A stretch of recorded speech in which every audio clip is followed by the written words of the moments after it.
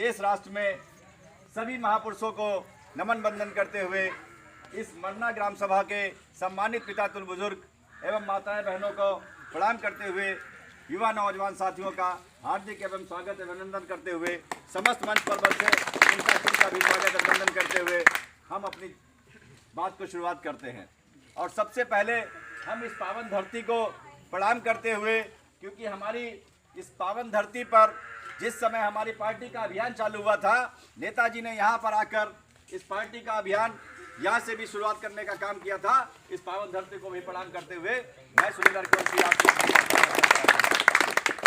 साथियों, आज आप लोगों ने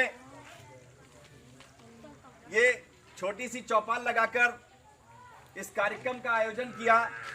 इस कार्यक्रम के मुख्य अतिथि के तौर पे माननीय नेताजी आने वाले थे, मगर किसी कारणवश नेताजी को पार्टी के कुछ कार्यों की वजह से ना आना हो पाया यहाँ पर। उसके लिए साथियों, क्योंकि कार्यक्रम यहाँ दिया गया हुआ था, नेताजी ने कहा जो अगर एक ओम प्रकाश राजभर नहीं पहुंचते हैं तो वहां पर सारे ओम प्रकाश राजभर आपको वहां पर मिल जाएंगे। आप सामने कितने लोग बैठे हैं, अपने आप को ओम प्रकाश राजभर मानकर चलिए। आज सोहेलदेव भारतीय समाज पार्टी का ये सिपाही आपके पास में आपके चरणों में प्रणाम करने के लिए पहुंचा हुआ। नेताजी का आदेश हुआ, हम लोग यहाँ पर आपके सामने आ गए। आज साथियों, आप लोग सुन रहे होंगे कि सुनील अरकवंशी ये क्या नाम है। सुनील नाम तो जान गए होंगे, मगर अरकवंशी के बारे में शायद आप लोग नहीं जानते हैं। कोई लोग नहीं जानते। जी नहीं। आप भी राजा के वंशज हैं और मैं भी राजा का वंशज हूं। हमारा भी इतिहास राजाओं का इतिहास है। हमारे भी महाराजा सल्ली सिंह अरकवंशी, मल्ली सिंह अरकवंशी लखनऊ और मलियाबाद की स्थिति में वहां पर हम लोगों के भी किले हुआ करते थे। हम लोगों की पहचान जिस तरीके से राजभर समाज की पहचान, खोई हुई राजभर समाज की पहचान थी, ऐसे ही अरकवंशी समाज की भी पहचान कोई नहीं जानता था। इस उत्तर प्रदेश की धरती पर हम लोग 50 से 60 लाख की तादाद में रहते थे, मगर कोई जानने वाला नहीं था। इसी तरीके से राजभर समाज के बारे में कोई कहता था तो हम लोग भी नहीं जानते थे। जैसे आज हमने अरकवंशी नाम यहाँ पर बताया, हमारे कार्यकर्ताओं ने, हमारे जिलाध्यक्ष जी ने, हमारे लोगों ने कहा कि सुनील अरकवंशी जी प्रदेश अध्यक्ष आपके आए हुए हैं। आप लोग चक्कर में पड़ गए होंगे, ये जाति कौन सी है। जैसे आप लोग हैं, बैकवर्ड के समाज में आप लोग आते हैं और बैकवर्ड समाज में हम भी वहीं पर आते हैं, और हम लोग आप लोग एक ही हैं। हम लोगों की ताकत, इतनी ज्यादा ताकत थी, हम लोगों को अलग कर दिया गया ताकि हम लोग शासक लोग जो अगर एक हो जाएंगे तो फिर से शासक बन जाएंगे। इसलिए कहा कि आप अरकवंशी उधर रहो, हम राजभर इधर रह रहे हैं, इसलिए हम लोगों का मिलाप नहीं हो पाया। मगर धन्य ऐसे नेता, धन्य ऐसे महापुरुष जिनके चरणों में हम लोगों ने अभी पुष्प अर्पित किया। और हमारे नेताजी ने हम लोगों को भी अपनी तरह जैसे राजभर पहचान दिलाने का काम किया नेताजी ने, ऐसे अरकवंशी को भी उत्तर प्रदेश ही छोड़ दीजिए, पूरे देश में पहचान कराने का काम किया। कैसे कर दिया काम, क्या काम हुआ, आज हम लोग क्यों यहाँ पर चौपाल लगाकर एकत्रित हुए हैं, उसके बारे में हम आपको बता रहे हैं। नेताजी से मुलाकात हमारी हुई। नेताजी ने कहा आप किस समाज से हैं, तो हमने कहा मेरा नाम सुनील सिंह अरकवंशी है। बोले आप बाबू साहब हो, तो हमने कहा नहीं साहब, हम हैं तो छत्री, मगर हम बैकवर्ड समाज में आते हैं। तो बोले भैया यही तो हमारा भी इतिहास रहा। कहले यही तो हमारा भी इतिहास रहा। हम लोग भी इतने तादाद में होने के बावजूद सोहेलदेव जी को कोई पूजने वाला नहीं था। आज हम लोग सब लोग, आप ये समझ रहे होंगे कि पूर्वांचल की पार्टी है ये। अब पूर्वांचल की पार्टी नहीं, पूरे उत्तर प्रदेश और देश की सोहेलदेव भारतीय समाज पार्टी बन चुकी है। आज आपके साथ में अरकवंशी समाज जुड़ चुका है, आपके साथ में पाल समाज, राजपूत समाज, लोध समाज, आपके साथ में तमाम पिछड़े पिछाड़ी जातियां पूरी पार्टी का सोहेलदेव नारा लगाते हुए, झंडा लगाकर उत्तर प्रदेश में बलिया से लगाकर, बहराइच लगाकर, और आप सीधे लखीमपुर, सीतापुर, हरदोई, उत्तर प्रदेश के किसी भी कोने में चले जाइए, ऐसा कोई भी व्यक्ति नहीं होगा जो सोहेलदेव भारतीय समाज पार्टी को न जानता। क्यों जाना? क्योंकि उसमें ताकत आप लोगों ने दी। आप लोगों ने लखनऊ में रैली हुई हो, तब भी नेताजी का जय सोहेलदेव नारा और झंडा और बैनर लेकर जय सोहेलदेव माननीय ओम प्रकाश राजभर का नारा दिया। आप लोगों ने ताकत बनाई, आप लोगों ने ताकत दी। नेताजी सरकार में पहुंचे। अब ये बताओ, सरकार में पहुंचने के बाद अगर हम लोग गुलामी करना चाहते इस सरकार की, तो हम लोग भी मंत्री और संतरी बनकर आराम से खूब रुपया लूटने का काम करते। मैं भी इसी सरकार में मंत्री बना था, नेताजी ने हमको भी मंत्री बनाया था। अरविंद भैया मंत्री बने थे, साथ में 9 लोग मंत्री बने थे नेताजी के साथ, मगर कहा अभी हमारा मिशन पूरा नहीं हुआ है। हम जब तक पिछड़े पिछाड़े लोगों को हक हिस्सा अधिकार नहीं दिला देते तब तक हमारा ये मंत्री पद बनना नहीं स्वीकार है। अब ये बताओ कोई भी प्रधान क्या प्रधानी छोड़ सकता है? नहीं। बताओ कोई छोड़ सकता है प्रधानी? मगर धन्य ऐसे नेता ओम प्रकाश राजभर जिन्होंने कुर्सी को लात मारकर कहा कि हम गरीबों है, तुम्हारे लोगों को हिस्सा नहीं दिला पाएंगे तो हमें इस कुर्सी पर बैठना स्वीकार नहीं। छोड़ दी कुर्सी, हम लोगों ने भी उनका साथ दिया। हम लोगों ने कहा इस लड़ाई में हम लोग लगातार आपके साथ में नेताजी। आज उत्तर प्रदेश में जिस तरीके से राजभर समाज की रैलियां हुआ करती हैं उसी तरीके से पश्चिम में अर्कवंशी समाज की रैली, क्योंकि नेताजी ने हम लोगों को वहां पर पहुंचाया जहां पर किसी भी पार्टी ने हम लोगों को वोट लेने के अलावा कुछ नहीं सोचा। कभी नहीं कहा कि अर्कवंशी समाज कोई रहता है। उत्तर प्रदेश में बहुत सी तादाद में, जैसे आप लोग पूर्वांचल में रहते हैं वैसे हम लोग पश्चिमांचल में रहते हैं। आज भाई नेताजी की कोई लड़ाई जाति तो थी नहीं कि योगी जी से कोई लड़ाई थी। नेताजी की कुछ मांगे थी, नेताजी के मांगे थी। अब ये बताओ आपके आस पड़ोस में स्कूल है, सभी लोग जानते हैं स्कूल है, प्राइमरी स्कूल है, कक्षा 8 तक स्कूल है। क्या उस स्कूल में बाबा परबाबा और दादा भी पढ़े होंगे? तब भी फट्टी पर बैठ कर पढ़ते थे, पट्टी पर बैठ के पढ़ते थे। नेताजी ने कहा कि इस स्कूल में कुर्सी बेंच की व्यवस्था हो जाए। अब बताओ इसके लिए जो नेताजी ने लड़ाई लड़ी तो यह सही है या गलत लड़ाई? मगर योगी जी कह रहे नहीं, हमारे पास गरीब पिछड़े पिछाड़े लोगों को आगे बढ़ाने के लिए पैसा नहीं, हम कुर्सी बेंच की व्यवस्था नहीं दे पाएंगे। नेताजी की दूसरी लड़ाई, जिस लड़ाई में हम लोगों के बच्चे डॉक्टर, मास्टर, इंजीनियर, अगर हम लोगों को आरक्षण की व्यवस्था कर दी जाती, इसी बैकवर्ड का आरक्षण 27% का आरक्षण जो 3 जगह विभाजन कर दिया जाए, उसकी रिपोर्ट आए हुए रखे हुए। मंत्री जी मंत्री थे उस समय, रिपोर्ट आ गई थी, मगर सरकार ये लागू नहीं करना चाहती। सरकार इसलिए लागू नहीं करना चाहती थी क्योंकि इसकी लड़ाई ओम प्रकाश राजभर ने लड़ी थी। इसको लागू कर देती तो सरकार कहती कि ओम प्रकाश राजभर ने इसका क्रेज ले लिया। मगर ओम प्रकाश राजभर जी कहते थे आप हमसे मंत्री पद ले लीजिए मगर इस रिपोर्ट को लागू कर दीजिए, मगर सरकार ने तब भी रिपोर्ट नहीं लागू करी। अब बताओ ये लागू करना होना चाहिए था या नहीं होना चाहिए? होना चाहिए। जिस रिपोर्ट को लागू कराने के लिए नेताजी ने लड़ाई लड़ी, सरकार बनवाने का काम किया भारतीय जनता पार्टी का। भारतीय जनता पार्टी ने भी वादा किया था कि नेताजी आपकी जो बातें हैं हम लोग सरकार बना ले और सरकार बनाने के बाद पूरी कर देंगे। मगर 6 महीना बीत जाने के बाद कहा भाई ये तो वोट जो है और ये चुनावी बातें, ये वोट बिकाऊ वोट होता है, जब चाहेंगे तब खरीद लेंगे, ये सब वादे ऐसे होते हैं। तो नेताजी ने कहा हम बिकाऊ नहीं है, हम आपके साथ नहीं रह सकते, छोड़ दिया सब कुछ। सबसे जहर उत्तर प्रदेश में, जो अगर सबसे ज़्यादा जहर चाहे अर्कवंशी समाज हो और चाहे राजभर समाज हो, सबसे ज़्यादा उत्तर प्रदेश में शराब पीने वाले 2 ही समाज के लोग हैं। मैं अपने समाज का, हमारे यहाँ चलिए हमारे यहाँ के लोग भी उत्तर प्रदेश में सबसे ज़्यादा शराब पीते हैं। मगर नेताजी का कहना था कि उस उत्तर प्रदेश में जो गरीब पिछड़े पिछाड़े लोग 200, 300, 400 रुपये, 500 रुपये कमाने का काम करते हैं और 200, 300 रुपये की दारू पी डालते हैं, तो क्या उनके बच्चे पढ़ जाएंगे? नहीं पढ़ सकते। इस उत्तर प्रदेश में भी बिहार की तरीके से, गुजरात की तरीके से, पांडिचेरी की तरीके से, जहां भारतीय जनता पार्टी की सरकार है, वहां जब शराब बंद हो सकती है तो इस उत्तर प्रदेश में भी क्यों नहीं शराब बंद होगी?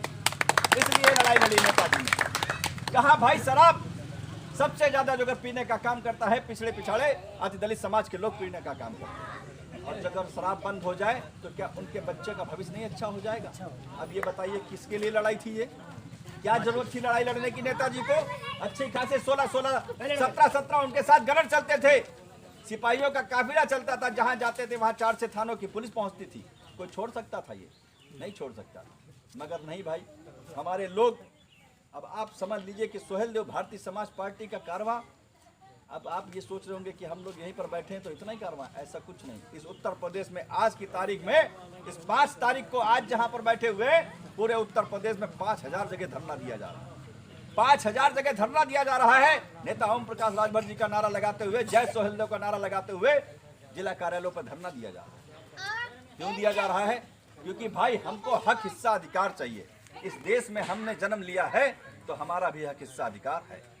जब तक हमको ये हक हिस्सा अधिकार नहीं मिलेगा तब तक हम चैन से बैठने वाले नहीं। इस 2022 में उत्तर प्रदेश की सरकार माननीय नेता ओम प्रकाश राजभर के बगैर किसी की सरकार नहीं बन सकती। आज नेताजी ने वो कारवां पैदा कर दिया है।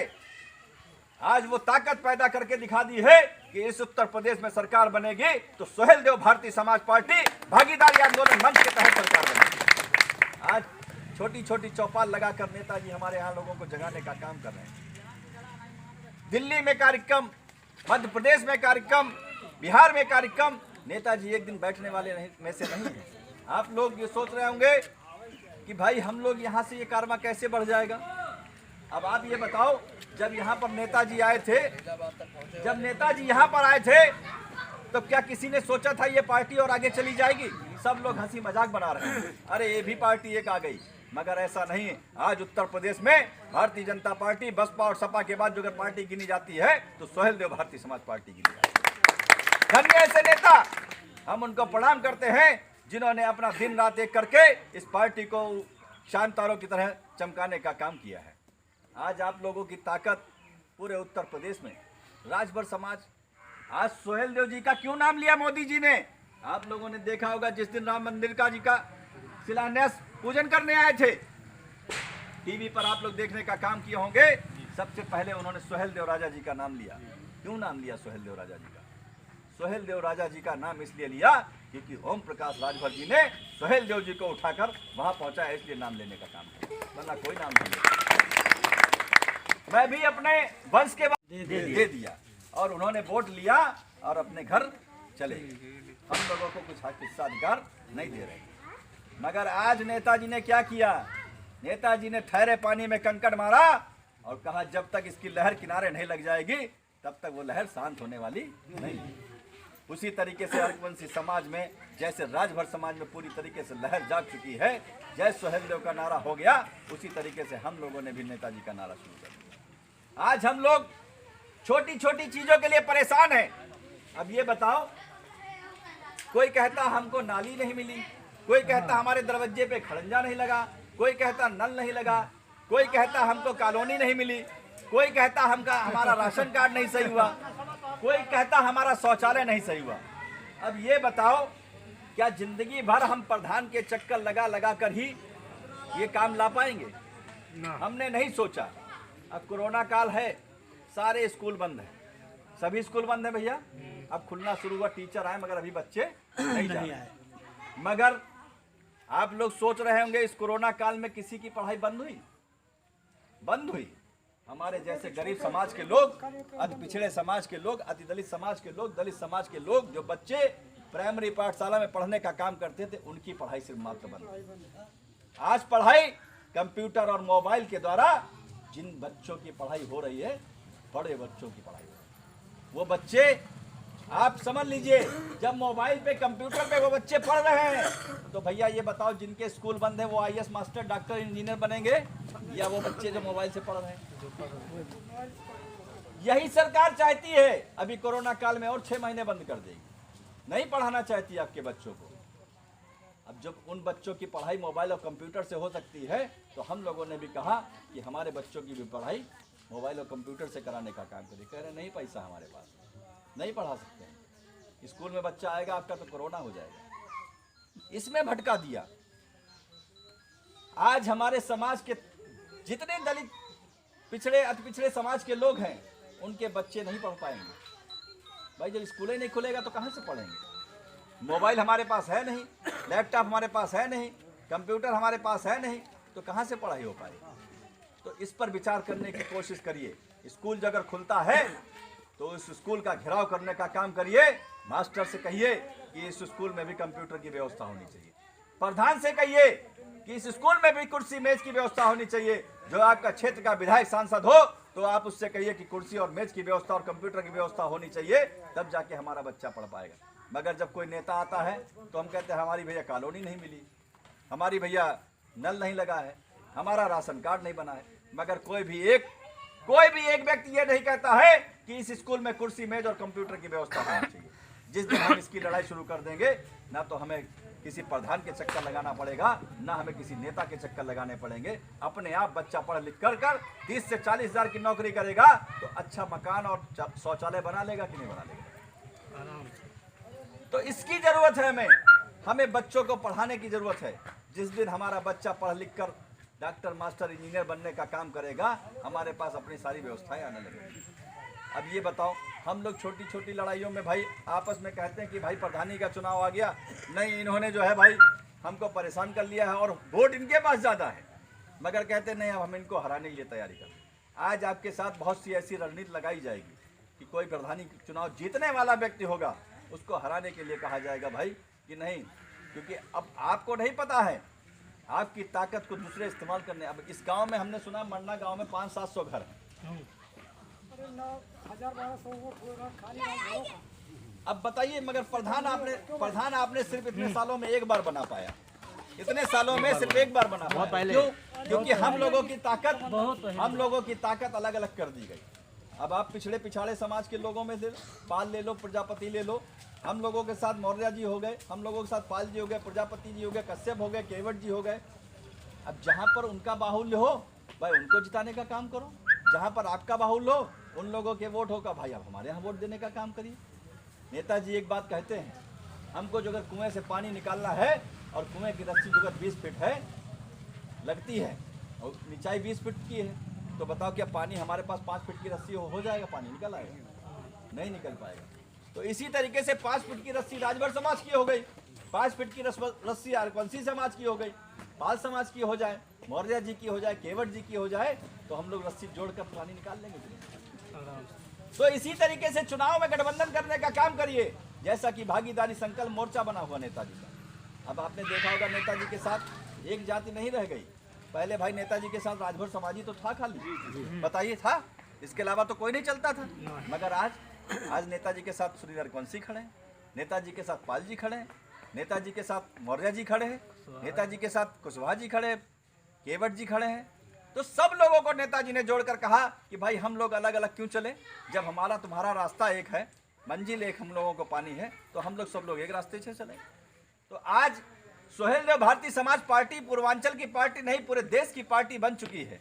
और आप लोगों को बस इतना करना है, जिस तरीके से नेताजी का साथ दिया है इस तरीके से 2022 में साथ दे दीजिए। नेताजी को हम लोग मुख्यमंत्री बनाना चाहते हैं, नेताजी को मुख्यमंत्री बनाना चाहते हैं।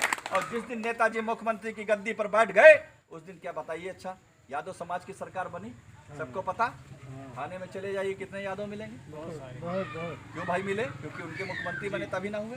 बहन जी की सरकार बनी, कितने लोग अधिकारी बन गए। जिस दिन आपको वहां पर बिठाल दीजिएगा, नेताजी को, तो ये बताइए कि हम लोगों के जैसे समाज जो कहीं पर नहीं पहुंच पाए वहां पर पहुंचेंगे कि नहीं पहुंचेंगे? बड़े राम। तो हम लोग ये चाहते हैं, हम लोग किस में भटक गए। अब आपको एक छोटी सी बात बोलकर हम अपनी बात को खत्म करेंगे। हम लोग भटक गए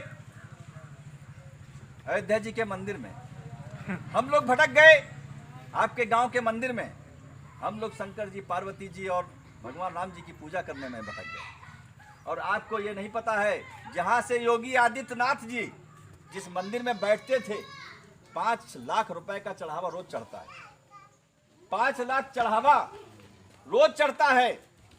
अब ये बताओ, जिसकी जेब में 5 लाख रुपए आते हो तो माला माल हो जाएगा आदमी कि नहीं? हमको अभी चढ़ावा 5 लाख रुपए में मिलने लगे तो हम क्या जल्दी छोड़ के जाएंगे? नहीं जाएंगे।